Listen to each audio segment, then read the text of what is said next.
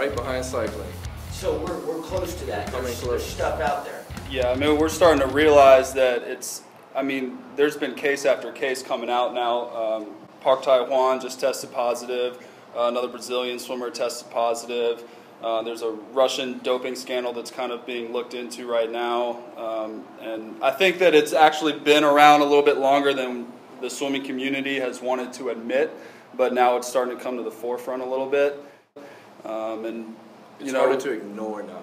Yeah, it's really... I feel like there are test positive, then all of a sudden it's not their fault, something was tainted, and you just hear the worst excuses, like, I took a green tea supplement or a caffeine pill. It should be 100% accountability, and it's turned into 0% accountability. If you just tell a sob story, then all of a sudden you get a slap on the wrist, and then next thing you know, you're back in competition.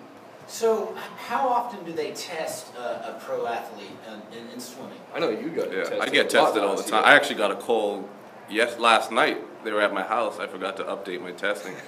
But I get tested pretty often. They pop up at my place. So how do you get around it? I mean, not that you're taking. How does someone get around it if they're taking? Is there a certain cycle that you have to stay within, or?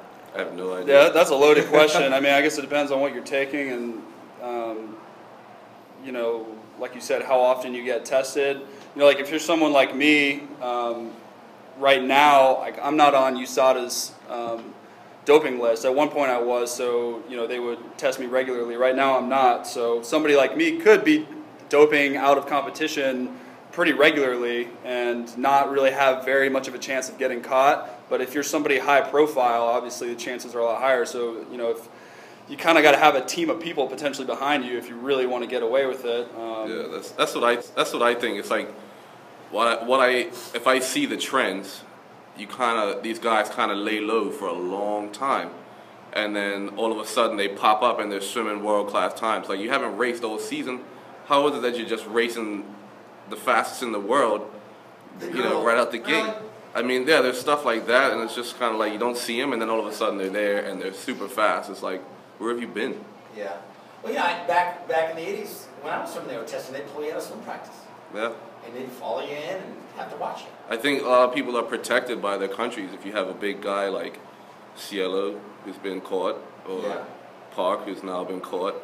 Yeah. They need extra time to work on his case. They just filed for, what's the word?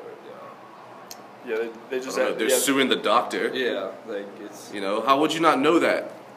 Yeah. Yeah, who accidentally gets injected with testosterone? Yeah, I bumped into it. Yeah.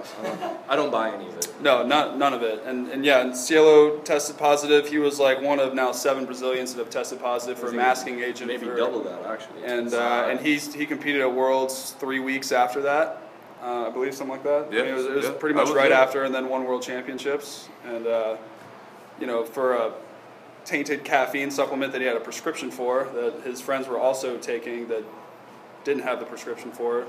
And I guess, I don't know if Brazil's different than here. I don't know why you need a caffeine prescription anyways, but... Wow. Yeah, I'm not buying any of it. If you test positive, you're guilty until you can prove you're innocent. Yeah. You tested positive. So what do you think it should be? What type of ban do you think it should be? If you're caught once... I feel like it used to be minimum of 2 years. Yeah, it is. Yeah, I think...